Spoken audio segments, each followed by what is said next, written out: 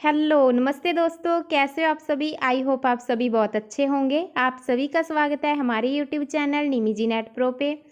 दोस्तों, आज की क्लास में हम हमारे जो यूजीसी नेट एग्ज़ाम के सिलेबस में फर्स्ट यूनिट है टीचिंग एप्टीट्यूड, उसका एक टॉपिक है व्हाट इज़ टीचिंग, शिक्षण क्या है, उसके कंसेप्ट क्या हैं, ऑब्जेक्टिव्स क्या हैं, कैरेक्टरिस्टिक्स क्या हैं। उसके रिलेटेड 2012 से 2019 तक जो भी प्रीवियस ईयर एग्ज़ाम में क्वेश्चन आए हुए हैं उनको सॉल्व करेंगे। ये पार्ट बन रहेगा। कल की क्लास में हम 2020 से 2023 तक जो इस टॉपिक के रिलेटेड प्रीवियस ईयर एग्ज़ाम में क्वेश्चन आए हैं उनको सॉल्व करेंगे। काफ़ी दोस्तों के मैसेज आ रहे थे कि आप ऐसे प्रीवियस ईयर एग्ज़ाम में आए हुए 2012 से 2023 तक के क्वेश्चन करवा दीजिए। इसीलिए हम जो सीरीज़ लेके आए हैं, इसी तरीके से हम सारे टॉपिक्स को कवर करेंगे। आप आने वाली सारी वीडियोस को ज़रूर देखना। इसके लिए आप हमारा चैनल निमिजी नेट प्रो ज़रूर सब्सक्राइब कर लीजिए और घंटी का बटन ज़रूर दबाइए ताकि आपको हमारी आने वाली वीडियोस का नोटिफिकेशन आसानी से मिल सके।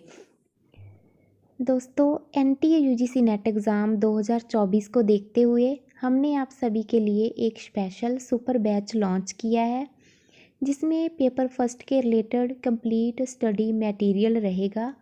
इस कोर्स में आपको क्या क्या मिलेगा?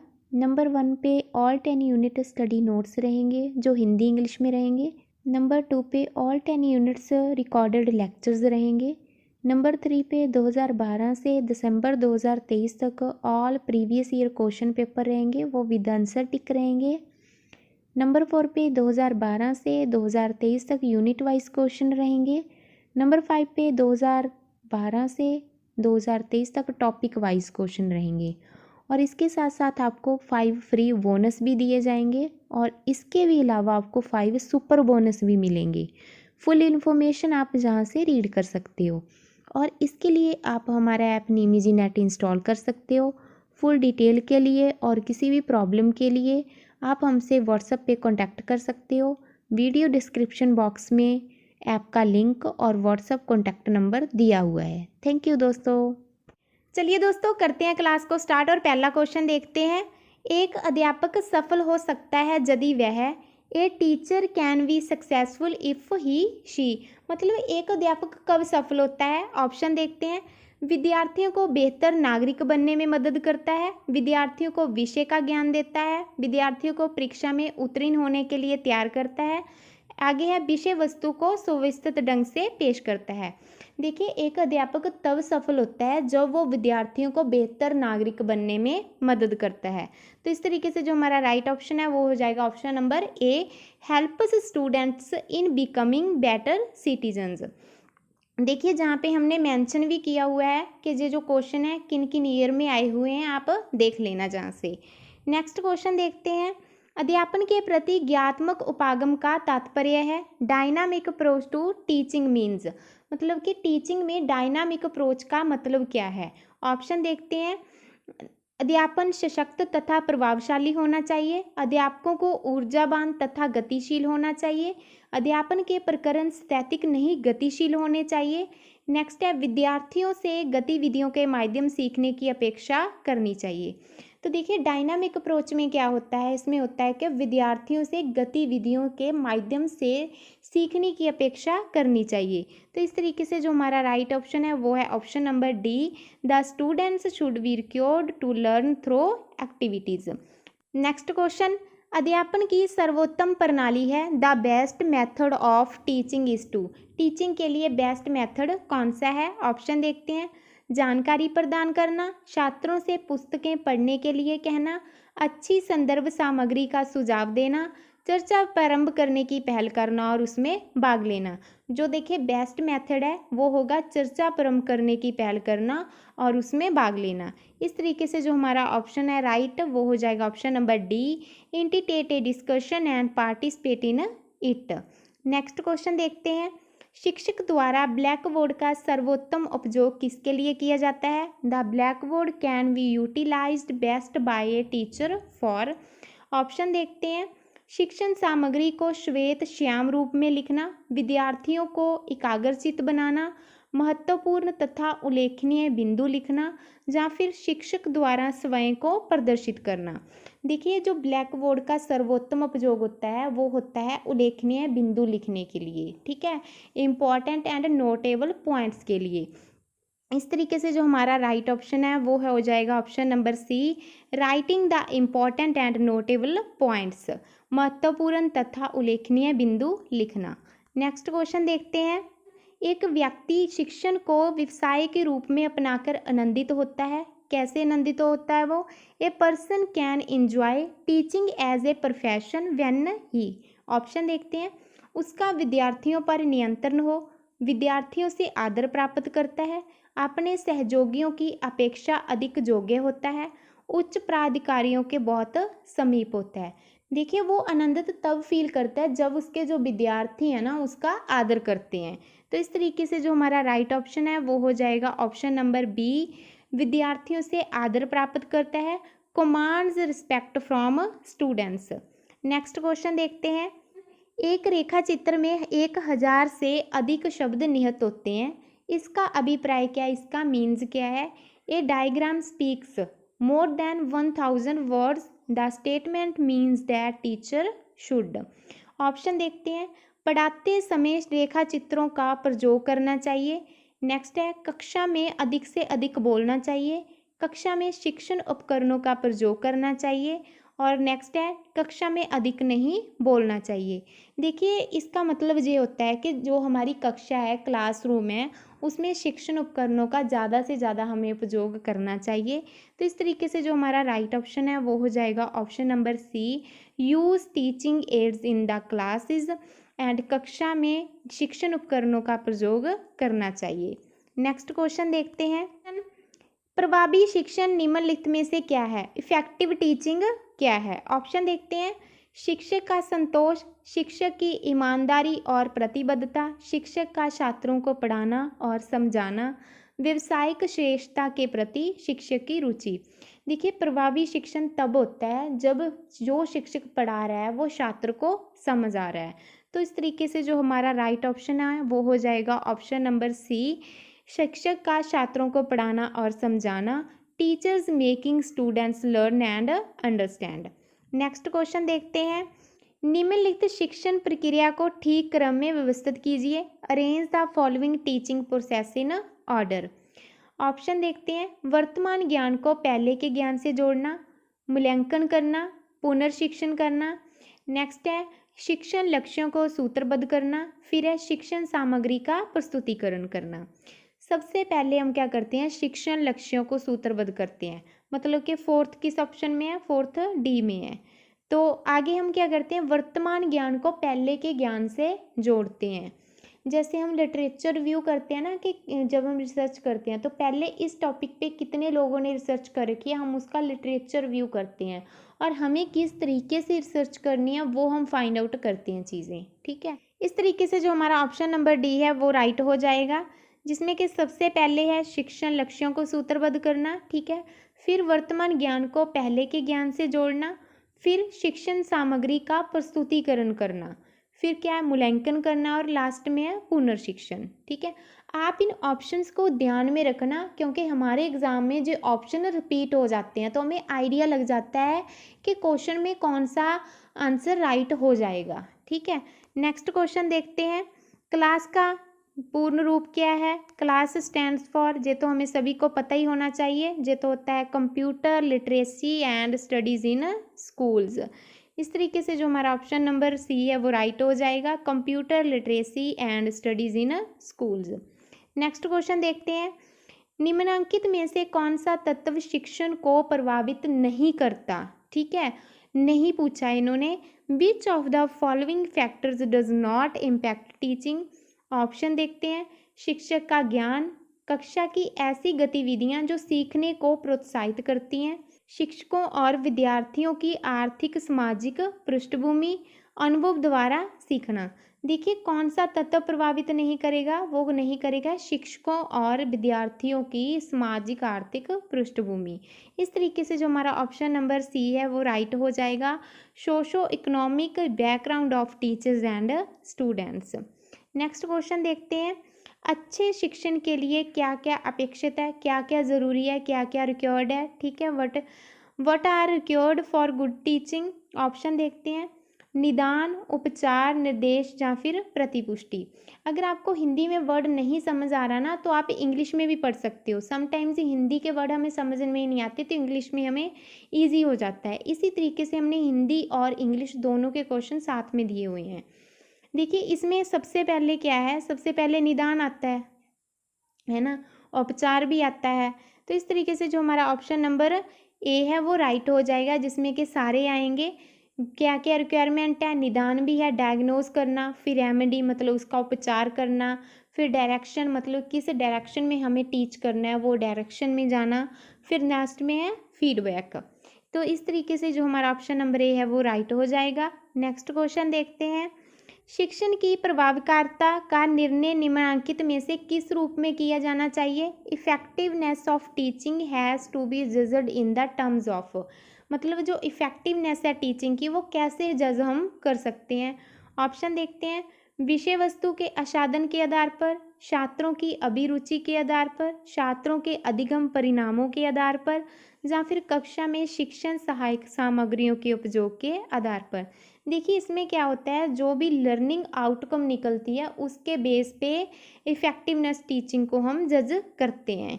तो इस तरीके से जो हमारा ऑप्शन नंबर सी है वो राइट हो जाएगा। छात्रों के अधिगम परिणामों के आधार पर, learning outcomes of students. Next question देखते हैं, निम्नलिखित कथनों के समुच्चय में से कौन सा शिक्षण और अधिगम के प्रकृति एवं उद्देश्य को सर्वोत्तम रूप में प्रस्तुत करता है? मतलब कि शिक्षण और अधिगम का जो उद्देश्य है, ठीक है, उसको बेस्ट डिस्क्राइब करना, बेस्ट रिप्रेजेंट करना। Which of the following set of statements best represent the nature and objective of teaching and learning? Option देखते हैं, शिक्षण विक्रय के समान है और अधिगम खरीदारी के जैसा है। Teaching is like selling and learning is like buying.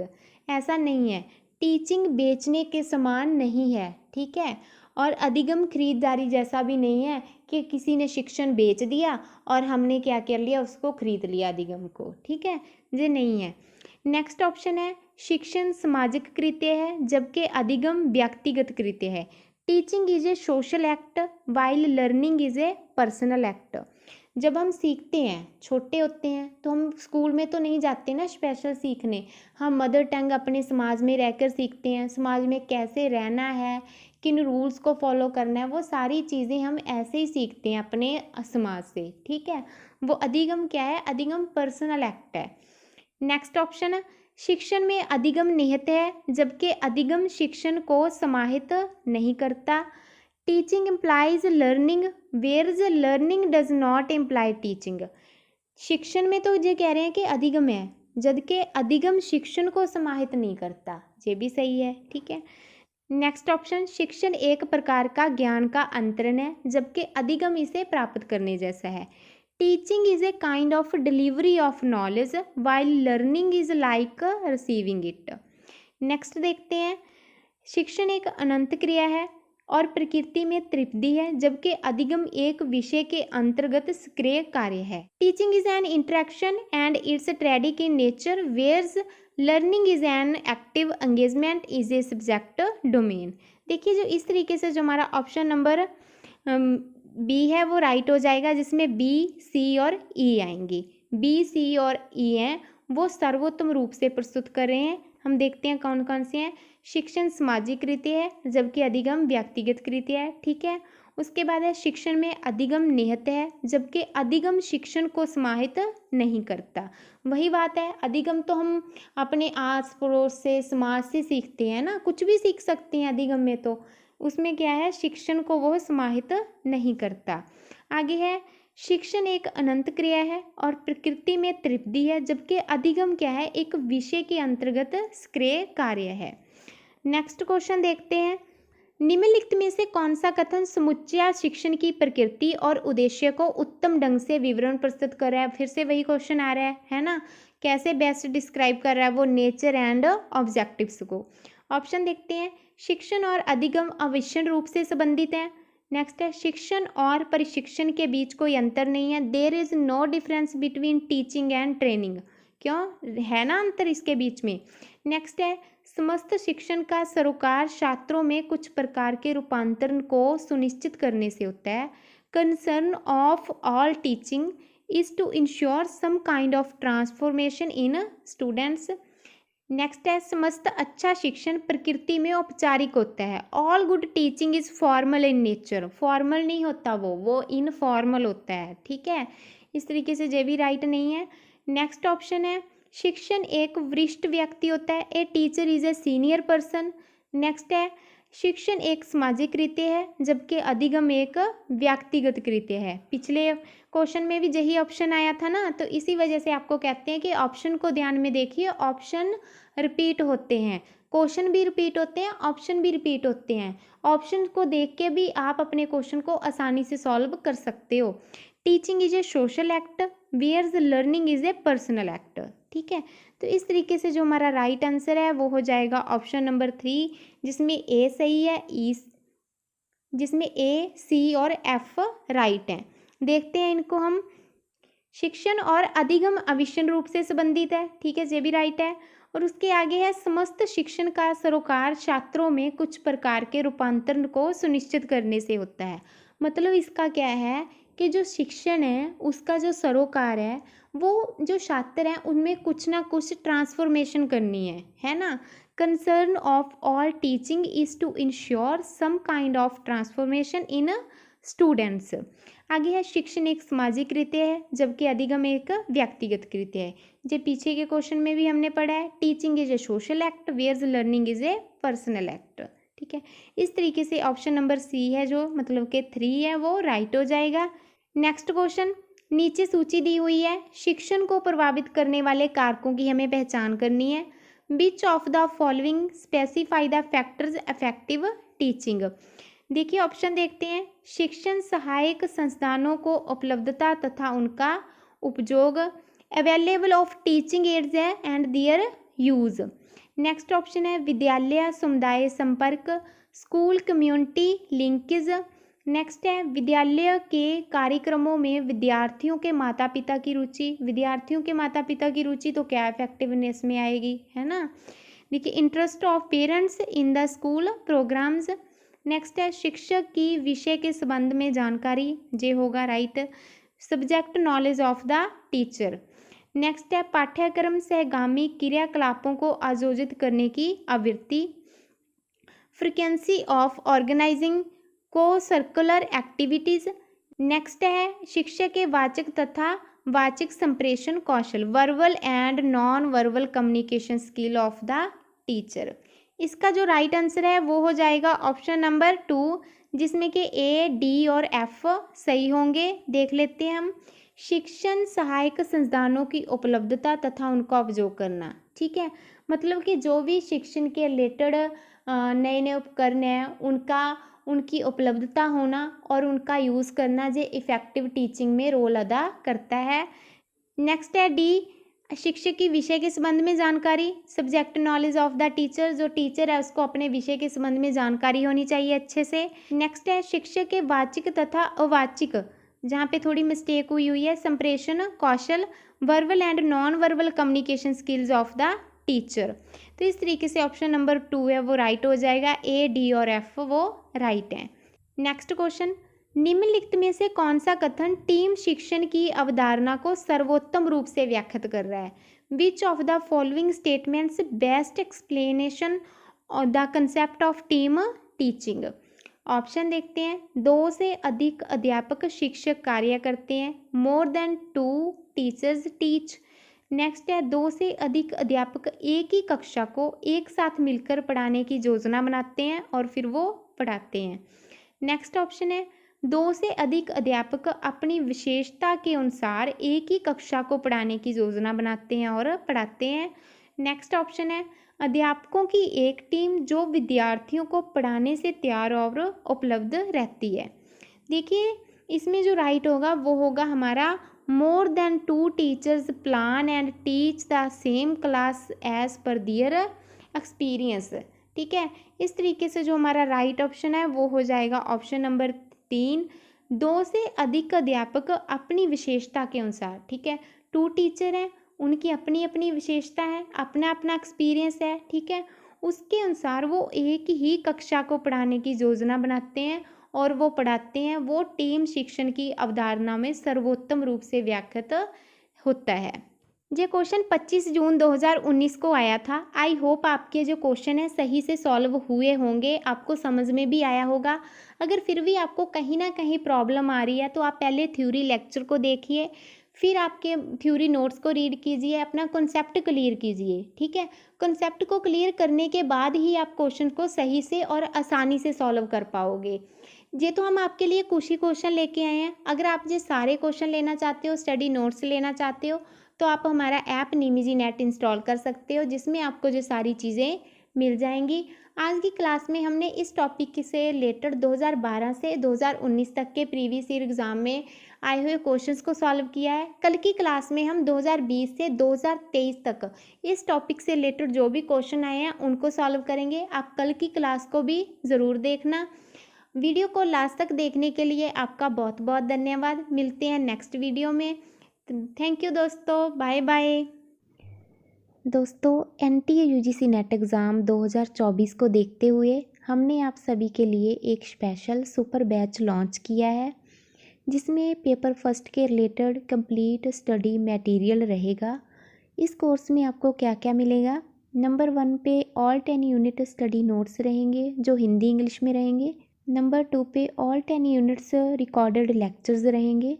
Number 3 पे 2012 से दिसंबर 2023 तक all previous year question paper रहेंगे, वो विद आंसर टिक रहेंगे।